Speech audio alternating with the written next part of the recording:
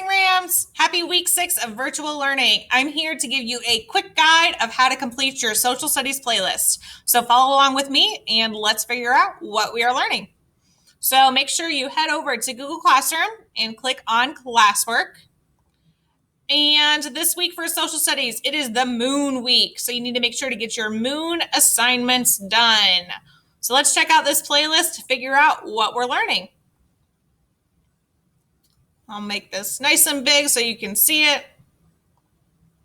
Okay, so we are on week 6 of virtual learning, and for social studies, you guys have been learning about the prehistoric Native Americans and how they interacted with other groups of people. Now, in order to study history, we have to be able to know what primary sources are and what secondary sources are. That makes us a great historian. So the awesome words that you need to know this week are primary source, secondary source. And archaeology is a study of how people learn about the past, and they definitely use primary sources and secondary sources to help them. So let's take a look at our I can statements. So you need to be able to identify primary sources and secondary sources. You also need to be able to explain the difference between a primary source and a secondary source. And just like what we're doing in language arts, we also need to do it in social studies because we gain information by reading informational text. So we need to be able to refer to details and examples in a text when explaining how inferences are drawn from the text. We also need to be able to draw evidence from text to support your analysis. So we're still citing evidence even in social studies. So let's take a look at level 1, learn about it. So your first assignment is to explain the difference between primary sources and secondary sources. So let's click on this link and head on over to Google Classroom. So you will see in Google Classroom that you are watching 2 YouTube videos, one on Flocabulary and one on YouTube. So you're going to watch these videos and then tell me in your own words, explain what a primary source is and what a secondary source is, and give an example of both.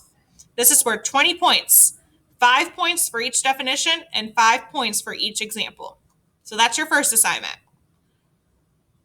Your second assignment is to read about archaeology and complete the questions on News ELA. So let's go to Google Classroom and it's going to give you a link to log into News ELA. Click on that link and click sign in with Google and you're automatically in. Then an assignment's going to pop up called Archaeology, Digging Up the Past. You're going to read this article and then complete the quiz and the questions that go with it. Only click turn in once you've done that, and then I'll be able to grade your assignment. Now let's check out level 2. Practice it. So now that we know the difference between primary sources and secondary sources, we got to sort them out. So you're going to head back to Google Classroom, and there's a Google slide. Click on this Google slide, and it is a sort. There's no typing involved. All you got to do is drag and drop. So there's 3 sorts. Set number 1, set number 2, set number 3.